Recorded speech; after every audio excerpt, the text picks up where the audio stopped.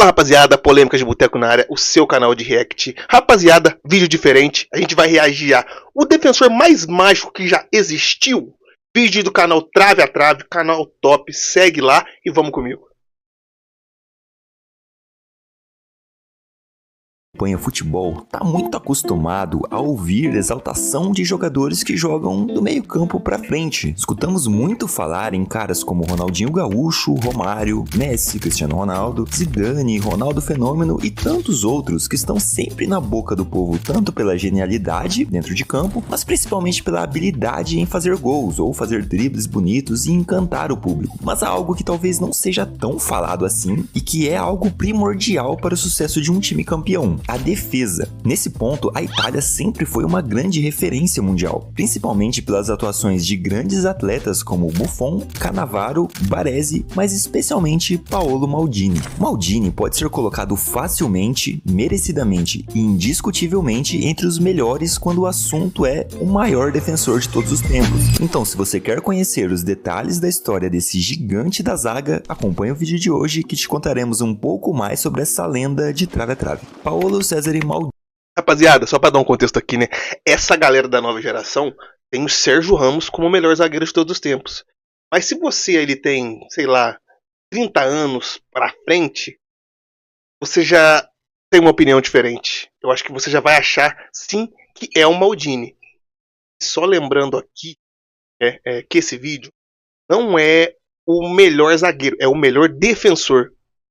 Mas muita gente da nova geração ainda acha o Sérgio Ramos o melhor zagueiro e, consequentemente, o melhor defensor. Mas vamos dar uma olhada.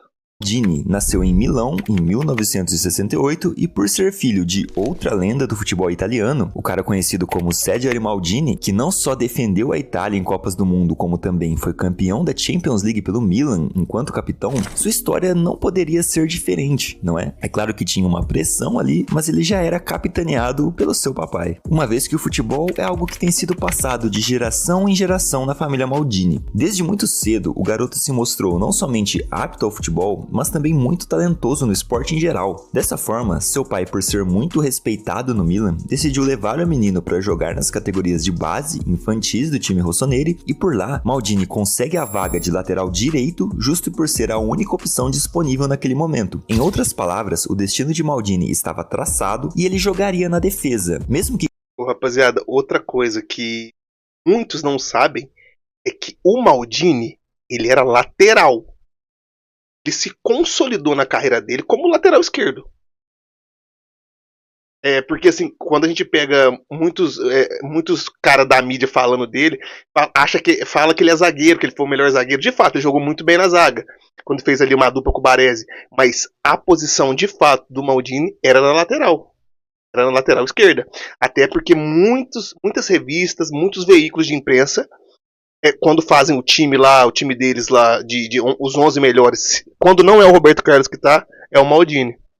Quando começou a dar seus primeiros passos no esporte, ele tivesse jogado até como goleiro, e isso acabou quando seu pai o colocou para jogar na linha. Paolo chamou muita atenção no início por ser filho de quem era, de uma referência do clube, e nesse cenário, a cobrança surge como algo natural, assim como eu já comentei também com o caso do Lampard, que também teve um parente que trabalhava no West Ham, e isso Frank Lampard, lenda, de certa forma, mas também criou olhares maldosos ali em volta maior jogador da história do Chelsea. O vídeo do Lampard está aí na descrição. Mas logo de cara, o garoto demonstrou que não havia herdado somente o nome Maldini, porque ele realmente era um prodígio do futebol. Sendo assim, em 1985, aos 16 anos, Maldini fez sua estreia pelo profissional do Milan na temporada 84-85, isso porque naquela época o time principal estava com sérios problemas relacionados a lesões de atletas. Diante disso, o então técnico Nils Lidholm decidiu recrutar o jovem Maldini para o banco de reservas, do clube ao qual ele defenderia toda a sua carreira. É bem verdade que nessa temporada, Maldini apenas esteve relacionado para esta partida contra a Udinese,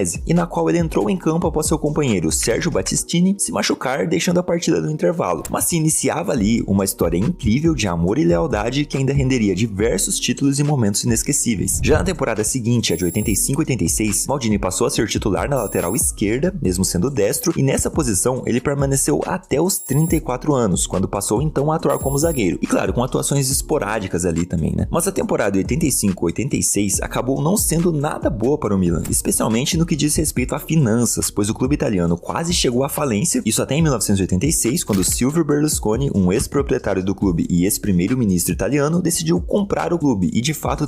Pô, rapaziada, lembrando aqui agora, pra quem não viu, tem aí no YouTube a final da Copa de 94. Quem tá na lateral esquerda é o Maldini. Tá lá, viu?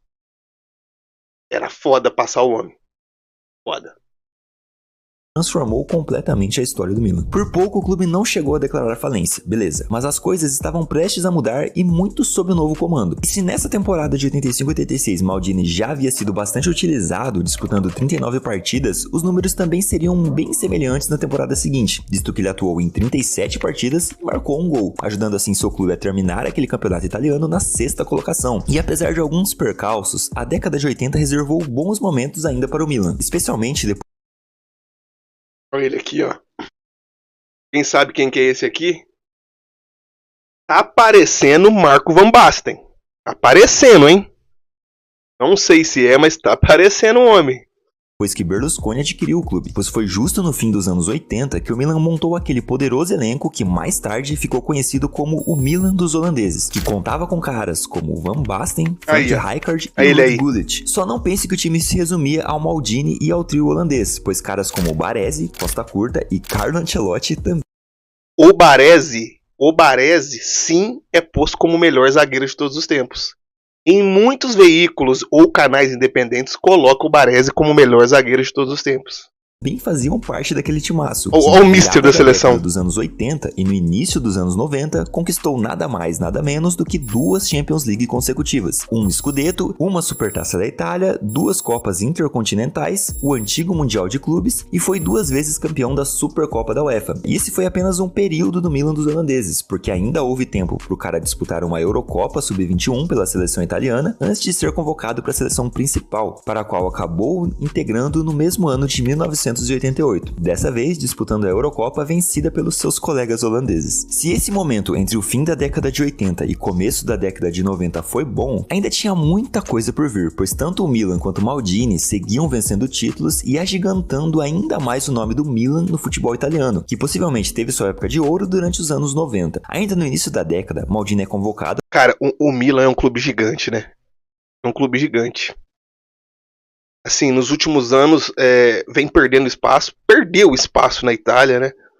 E tá tentando uma retomada nos últimos anos aí com o Rafael Leão, um time mais encorpado, mas pô, o Milan que já foi um dia perto desse Milan aí, pô, é sacanagem, sacanagem.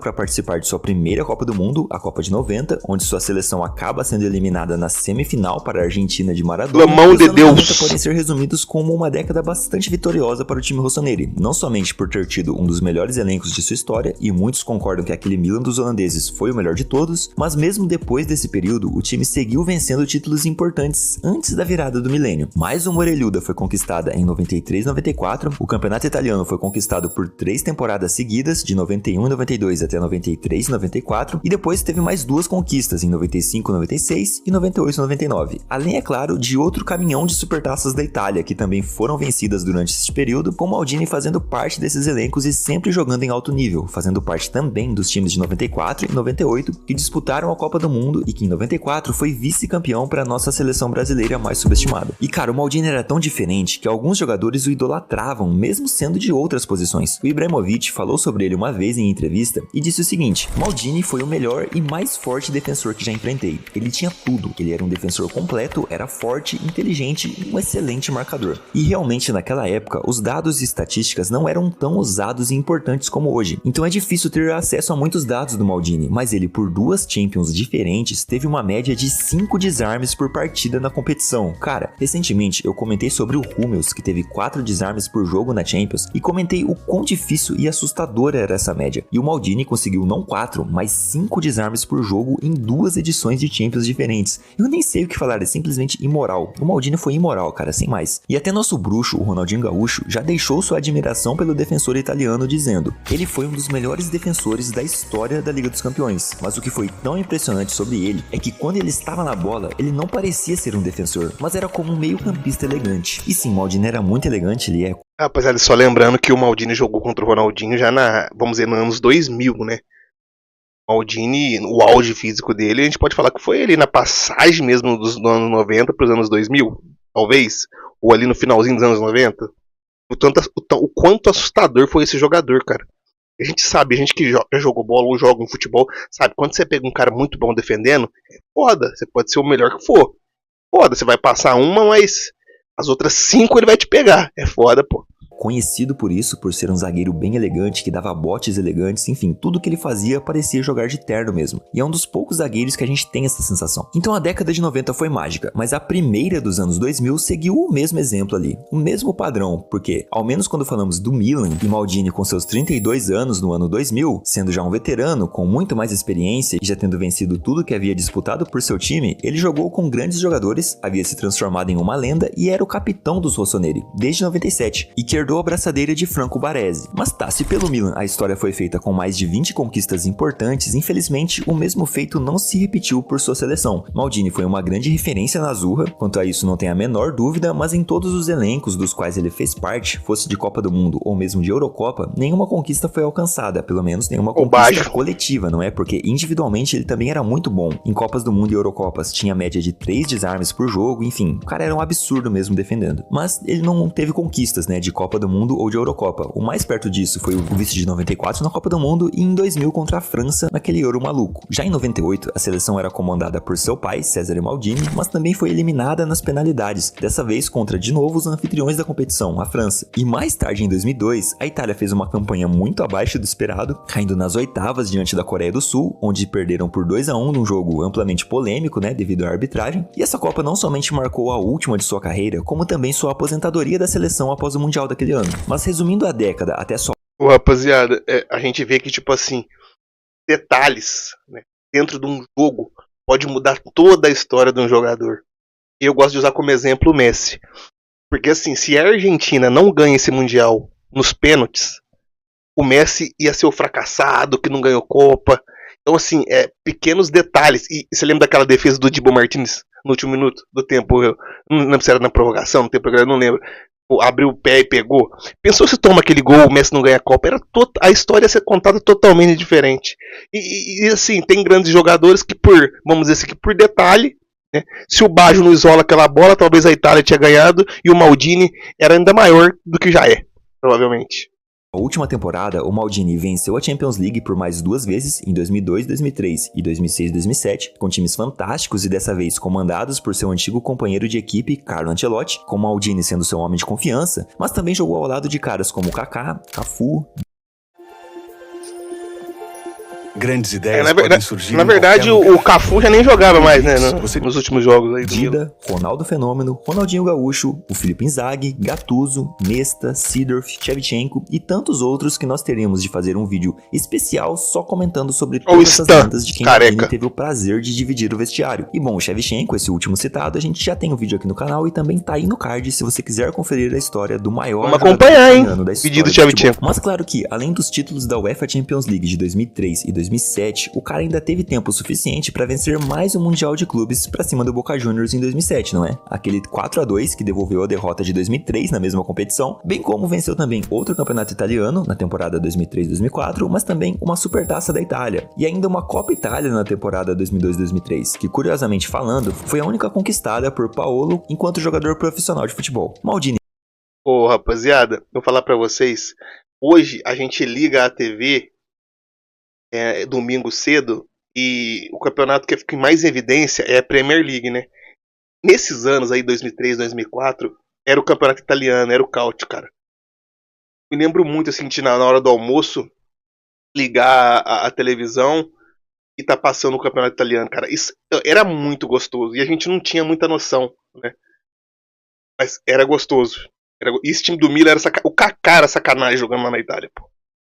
E finalmente se aposenta na temporada 2008-2009 com 41 anos de idade e após disputar 32 jogos. O seu último jogo foi no dia 31 de maio de 2009 em uma partida vencida contra a Fiorentina por 2-0, em que Maldini foi abraçado pelos seus companheiros e aplaudido mesmo sendo o jogo na casa do adversário, já que sua despedida em San Siro havia sido na rodada anterior, no jogo contra a Roma, onde ele foi realmente ovacionado pelos torcedores presentes no estádio com aplausos incessantes. Ao longo de 25 temporadas e mais de 30 anos de prestação prestação de serviço, Maldini teve sua eterna camisa 3 aposentada pelo Milan, tendo como exceção somente a possibilidade de ser usada por outras gerações da família Maldini, como foi o caso de seu filho, Daniel Maldini, que mais tarde jogou no clube, mas não quis utilizar a camisa do seu pai, até por ele ser de uma posição diferente, não é? Um jogador mais ofensivo. Pelo Milan, Maldini disputou 901 partidas, marcou 33 gols, recebeu cartão vermelho em apenas 3 ocasiões, 900 partidas profissionais, títulos, hein? Levantando boa parte destes troféus como capitão. Já pela sua seleção, foram 126 jogos e 7 gols marcados. E essa é uma carreira digna de um cara do tamanho do Maldini, pois mesmo que o Milan tenha oscilado em algumas temporadas, não vencendo títulos, Maldini se manteve com uma média de mais ou menos 40 partidas por temporada, lenda também, sempre sendo muito importante defensivamente. Eu não lembro de uma temporada ruim do Maldini, no quesito defensivo, é claro. E quase recebeu a bola de ouro em 1995, quando ficou atrás apenas de Jorge Weah. Foi um cara versátil que tanto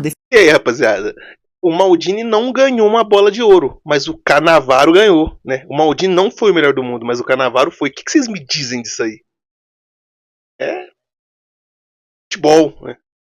defendia bem, como também atacava, apesar de não ter ali números expressivos de gols e assistências, ele era um cara que subia bem ao ataque, mas era especialmente mesmo um excelente defensor. Além, é claro, de ser um líder nato, visto que foi capitão de um dos maiores times da Europa durante anos, assim como de sua seleção também, que é uma grande seleção, não é, do mundo, e é um jogador muito difícil de definir em palavras, cara. Quem não viu Maldini vai ficar com dificuldade para entender o tamanho que foi esse cara, já que todos os bons adjetivos podem ser usados para descrever suas qualidades dentro de campo. É um cara que, na minha humilde opinião, para ter sido melhor do que já foi, se é que isso é possível, teria apenas que ter feito parte de um elenco campeão do mundo. E poderia ter feito lá em 2006, não é? Pois essa sim seria sua última joia da coroa ali. Mas é claro que isso não diminui o tamanho dele, eu não acho que isso é tão importante assim, não é? Títulos coletivos não importam.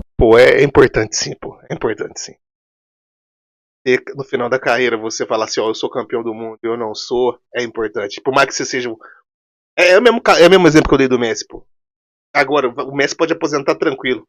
Se ele não tivesse ganhado, não ganhei e ganhei, é foda. Para uma análise individual de um jogador, e certamente Maldini está entre os grandes jogadores da história. Em breve eu vou fazer uma série de vídeos falando sobre os 11 melhores de cada posição, e com certeza Maldini vai estar nessa lista, cara, não tem como. E esse foi o vídeo de hoje. Se você gostou do conteúdo, deixa um like e um comentário aí embaixo sobre o que você acha do Maldini, não é, se você conhecia a carreira dele, se você acompanhou os jogos dele e tudo mais. Se você não conhecia, eu sugiro você pesquisar alguns melhores momentos aí depois de ver esse vídeo, porque o cara era simplesmente surreal. Comenta também que posição você acha que o Maldini está entre os maiores defensores da história, não é? E deixa sugestões de próximos vídeos pra gente continuar com essa série comentando sobre jogadores históricos. Para sempre, e o capitano Paolo Maldini. Que foda. Que foda. Rapaziada, vídeo foda. Segue lá o canal Trave a Trave. Já faz muito tempo que eu queria estar reagindo aos vídeos dele. Canal foda. Assim, Maldini com certeza é um dos melhores defensores de toda a história. Aí você pode fazer variações, né? Você põe ele na zaga, na lateral, dependendo do time que você quiser montar. Um time mais ofensivo, joga ele pra zaga e o Roberto Carlos na lateral esquerda. Um time mais defensivo, põe Beckenbauer, Baresi e Maldini. Então, assim, depende do gosto e da variação que cada um quer fazer no seu time. Mas com certeza o Maldini está nos melhores defensores da história. O vídeo foi esse, comenta, curte, compartilha, segue o canal Polêmicas de Boteco ou Polêmicas de Bar, depende como você encara o seu porre no final de semana, e valeu.